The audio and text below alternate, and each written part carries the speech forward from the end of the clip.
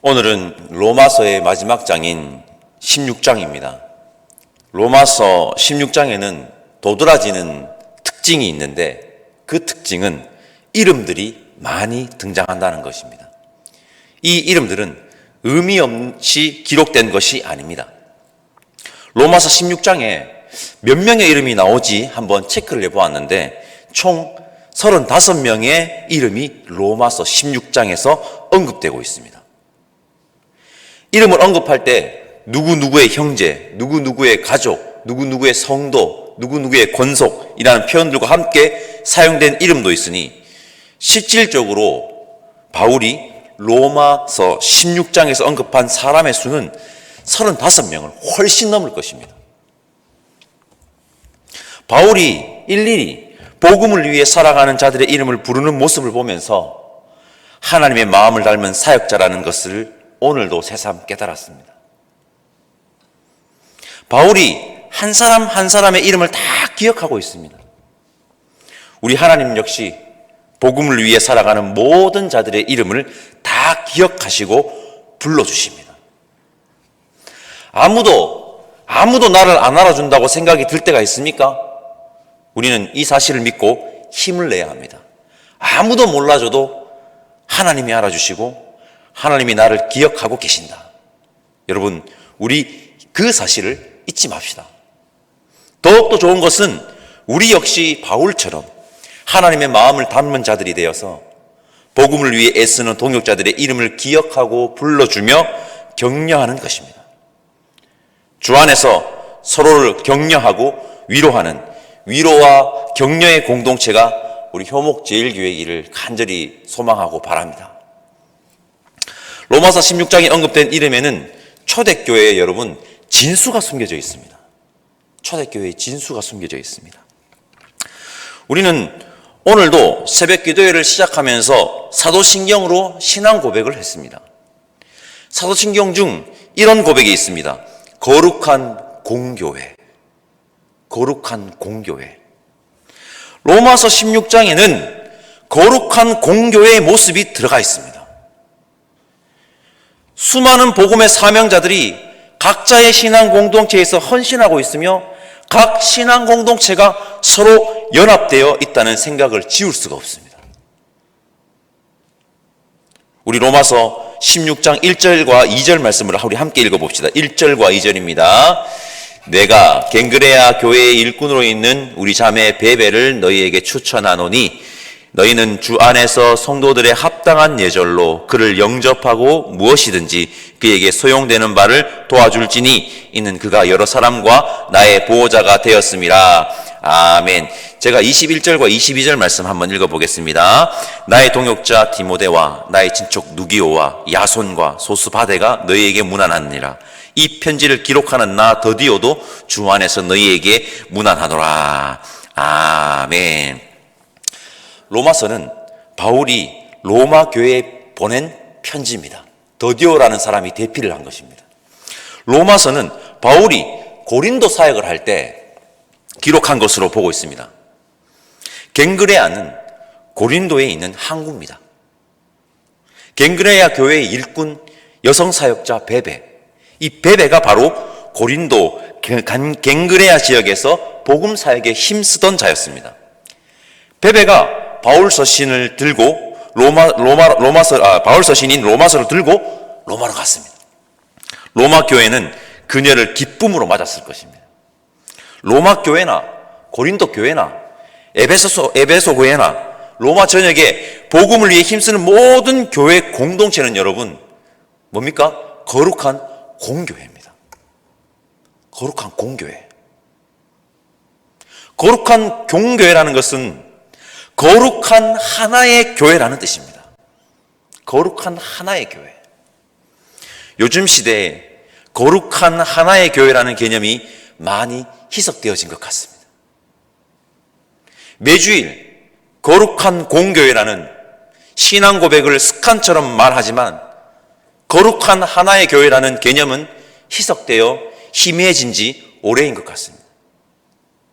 지교회주의, 즉 교회 개인주의에 함몰되어서 교회 간 세상적 경쟁 구조가 당연한 현실이 되었습니다. 이러한 모습은 바람직하지 않은 모습입니다. 우리는 지교회주의에 함몰되면 안 됩니다. 우리는 예수 그리스도의 이름으로 로마서 15장 말씀을 전할 때도 언급했지만 그 교회가 이단이 아니라면 서로 협력하고 도와주는 유기적 공동체, 거룩한 공교회가 되어야 합니다. 그렇게 서로 협력하고 도와 각각의 공동체들이 성장하는 것이 거룩한 공교회적으로 정정한 부흥일 것입니다. 우리 효목제일교회가 거룩한 공교회의 고백에 걸맞게 서로 협력하고 도와주는 귀한 공동체이기를 바라봅니다. 15장 말씀을 나눌 때 언급한 말이 있습니다. 저는 이 말을 좋아합니다. 이 말을 너무 좋아합니다. 다양성 속의 일치성입니다. 다양성 속의 일치성. 오늘 언급된 이름은 우리에게 다양성 속의 일치성을 정확하게 보여주고 있습니다. 정확하게 보여주고 있습니다. 오늘 등장한 이름들 그 자체가 우리에게 하나를 이루라고, 이것이 교회라고 강력하게 말하고 있습니다. 오늘 등장한 사람들은 다양합니다. 남성과 여성. 당시 시대적으로 신분 계급이 나누어져 있는 시대였는데 신분이 높은 사람과 노예들 다양합니다. 그러나 그들은 교회라는 공동체 안에서 어떻게 되었습니까? 하나가 되었습니다. 하나가 될 수 있는 유일한 방법이 오늘 본문 로마서 16장에도 곳곳에서 언급되고 있습니다. 살펴봅시다. 먼저 우리 어제 본문인 15장 5절과 6절 말씀, 아주 중요한 말씀입니다. 바로 앞장이니까 우리 오늘도 한번 읽고 넘어가면 좋겠습니다. 15장 5절과 6절입니다. 이제 인내와 위로의 하나님이 너희로 그리스도 예수를 본받아 서로 뜻이 같게 하여 주사 한 마음과 한 힘으로 하나님 곧 우리 주 예수 그리스도의 아버지께 영광을 돌리게 하려 하노라. 아멘. 그리고 로마서 16장 3절에 그리스도 예수 안에서, 7절에 그리스도 안에 있는, 8절에 주 안에서, 9절과 10절에 그리스도 안에서, 11절에 주 안에 있는, 12절과 13절에 주 안에서.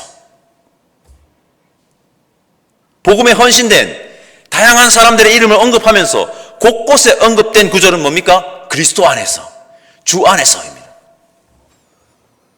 오늘도 강조합니다. 우리가 하나 될 수 있는 방법은 서로 다양한 모습을 이해하고 주 예수 그리스도 안에서 예수님을 향해서 뭐합니까? 나아가는 것입니다. 그것이 유일한 우리가 하나 될 수 있는 방법입니다. 우리 그리스도 안에 거합시다. 성경을 볼 때 중요한 것이 있는데 그것은 그때 거기입니다. 그때 거기. 그때 성경이 기록될 당시에 그때 거기로 가보는 겁니다. 시대적 상황과 문화를 보는 것이 중요하다는 말입니다. 그렇게 볼 때 여러분, 오늘 등장한 이름들의 조합은요, 파격적인 구성입니다. 세상이 깜짝 놀랄 만한 조합입니다. 그냥 우리는 이름을 읽었지만 이름을 읽으면서 깜짝 놀라야 됩니다. 로마서가 기록되는 당시는 1세기 로마 제국 시대입니다. 이때는 신분적 차이가 존재했던 시대였습니다. 오늘 등장한 사람들을 봅시다. 파격적입니다. 오늘 언급된 명단에 여성의 이름이 많이 등장한다는 것이 파격적입니다. 제가 파악하기로 총 9명의 여인들의 이름이 언급되는데 베베, 브리스가, 마리아, 유니아, 헤로디온, 두르베나, 버시, 율리아, 올룸바입니다. 초대교회에는 여성이 중요한 위치를 차지하였습니다. 설교를 시작하면서 말씀드렸습니다. 바울의 서신을 들고 간 자도 베베라는 여성이었고 브루스가와 아굴라 부부를 언급하는데 브루스가가 여성입니다. 이 당시로 보았을 때 부부의 이름을 언급할 때 여성을 먼저 언급한다는 것은 놀랄 일입니다. 아마 브리스가도 교회에서 중요한 역할을 한 것으로 보입니다. 또 이 이름의 명단에 당시 여러분 노예들이 흔히 사용하던 이름들이 등장한다는 것이 파격적입니다. 우리나라도 조선시대까지 신분사회였는데 하인들이 쓰는 이름들이 있었습니다. 아무개, 개똥이, 그리고 영화나 드라마에서 자주 나오는 이름 뭡니까? 돌쇠. 그런 이름을 쓰면 그냥 하인인 겁니다. 로마 시대에도 노예들이 흔히 사용하는 이름들이 있었는데 그 이름이 로마서 16장에 등장한다는 것입니다. 당시 흔한 노예 이름은 암블리아, 우르바오, 허메, 빌롤로고, 율리아 등이 있는데 이 이름이 여러분 로마서 16장에 등장합니다. 성별, 신분 고하를 막론하고 하나님 안에서 하나의 공동체 이론으로 들어가 있다. 이 사실은 파격적입니다. 교회 공동체로 들어오면 여러분 누구나 뭡니까? 한 형제자매가 되어버리는 시대를 앞서간 윤리성을 가지고 있었기 때문에 파격적인 것입니다. 세상은 당시 교회 공동체를 보면서 어떻게 했을까요? 깜짝 놀랐을 겁니다. 깜짝 놀랐습니다. 요즘도 교회를 보면서 깜짝 놀랍니다. 시대를 앞서간 윤리성 때문일까요? 그 반대라는 생각이 떠나지 않는 것이 너무 가슴이 아픕니다. 시대에도 못 미치는 비윤리성 때문에 파격적이 아니라 충격적이지 않습니까? 초대교회는 작지만 힘이 있었습니다. 왜 그럴까요?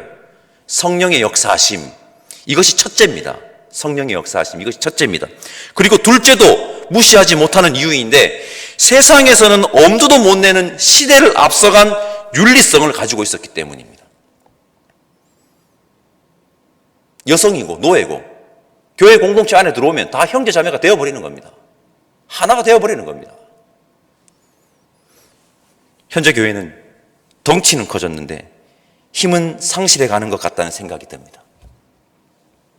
이 땅의 모든 교회가 1세기 초대교회를 닮아 첫째는 뭡니까? 성령 충만하고 그리고 시대를 앞서간 윤리성을 가진 공동체이기를 바라봅니다.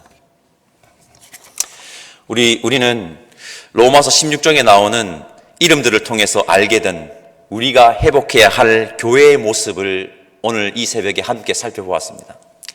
첫째, 거룩한 공교회의 모습입니다. 둘째는 다양성 속의 일치성을 이루는 모습입니다. 셋째는 시대를 앞서가는 윤리성의 모습입니다. 이 모습을 회복함으로 이 땅의 모든 교회들이 함께 성장하는 진정한 부흥의 역사가, 성령의 역사가 이 시대에 있기를 간절히 바라봅니다. 그 사역에 동참하는 복음의 전달자들이 오늘 함께 모여 예배드리는 저와 여러분들이기를 바라고 성숙한 신앙 공동체가 우리 효목제일교회이기를 오늘도 간절히 바랍니다. 기도하겠습니다. 하나님, 감사합니다. 복음의 진수를 알 수 있는 로마서를 이 새벽 시간 믿음의 형제자매들이 함께 묵상할 수 있게 은혜를 허락하시니 감사합니다.